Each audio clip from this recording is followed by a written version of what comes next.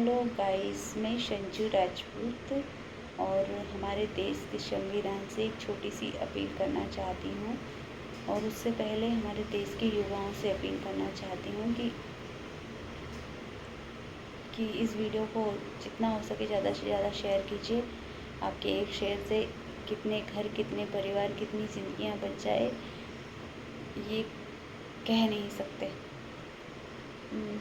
मैं एक छोटी सी अपील करना चाहती हूँ किसी नियम के तहत, जो हमारे देश में बहुत ज़रूरी है, क्योंकि वारदातें बच्चा चोरी को लेकर काफ़ी ज़्यादा हद तक बढ़ती जा रही हैं और रेगुलर हमारे देश में हर तीसरे दिन कोई ना कोई केस हो ही रहा है इस मैटर में।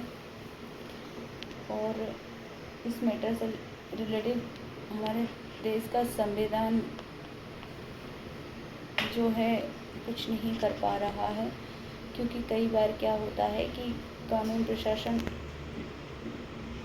नहीं ढूंढ पाती बच्चों को। कई केस पेंडिंग पड़े रहते हैं और इसमें उनका वक्त बचेगा। और बहुत सारे केस भी ऐसे रहते हैं कि जिनको छोड़कर ऐसे केस आने पर उनको काम करना पड़ता है और उनका ध्यान भटकता है, तो वो काम ठीक तरीके से नहीं कर पाते हैं। तो इसलिए ना हमारे कानून को भी काफ़ी तकलीफ़ों का सामना करना पड़ता है ऐसे केसों के आने के बाद में। तो अगर ये नियम लागू हो जाता है हमारे देश के संविधान में, तो हो सकता है 80% केस कम हो जाएं बच्चा चोरी के मैटर में। क्योंकि बच्चा चोर अलग से नहीं आते, पहले टारगेट करते हैं, टारगेट बनाते हैं और उनका टारगेट ज़्यादातर 12 से 3 बजे के आसपास का ही होता है। और ऐसे समय में अगर ये फेरी वाले कॉलोनी में आना बंद हो जाए और इन पर रोक लगे, तो ये नियम बनाया जाए, इन पर रोक लगाई जाए 12 से 3 के बीच में, तो हो सकता है कुछ हद तक हादसे होना बंद हो जाएगा, बच्चे चोरी वाले मैटर कम हो जाएंगे। तो इसके अलावा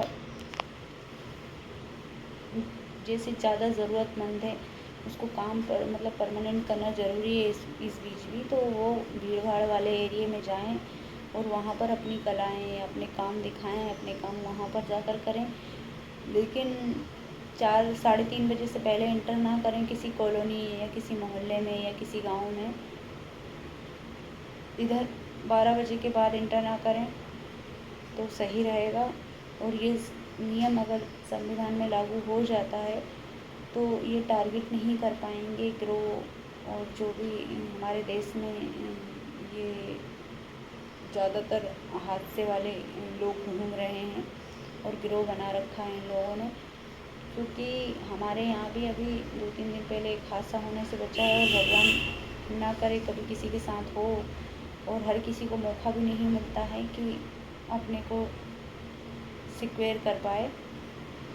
तो आप लोगों के साथ भी ऐसा कोई हादसा ना हो, इसलिए प्लीज़।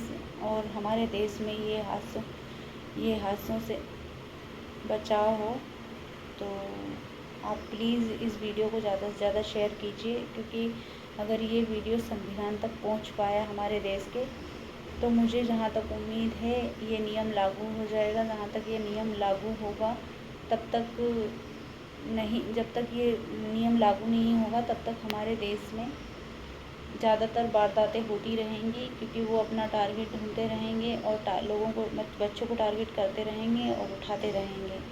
और लापरवाही कोई जानबूझ के नहीं करता, गलती से ही होती हैं। क्योंकि अपने बच्चे जब जिसके घर में होते हैं, किसी को अपने बच्चे बुरे नहीं लगते, सबको प्यारे होते हैं। और गलती से ही हुई चूक की ही शिकार वो मौके की फिराक में रहते हैं। और ऐसे ही इंसानों को गलती से की गई या हुई चूक में ही वो उस फिराक में ही रहते हैं कि किसकी नज़रों से कब चूक हो और उनको मौका मिले और उनका दाव लगे। तो आप लोगों से मेरी विनती है कि आप लोग प्लीज़ इस वीडियो को ज़्यादा से ज़्यादा शेयर कीजिए, जिससे कि हमारे देश को काफ़ी हद तक इस बच्चा चोरी की वारदातों से राहत मिल सके। Thank you.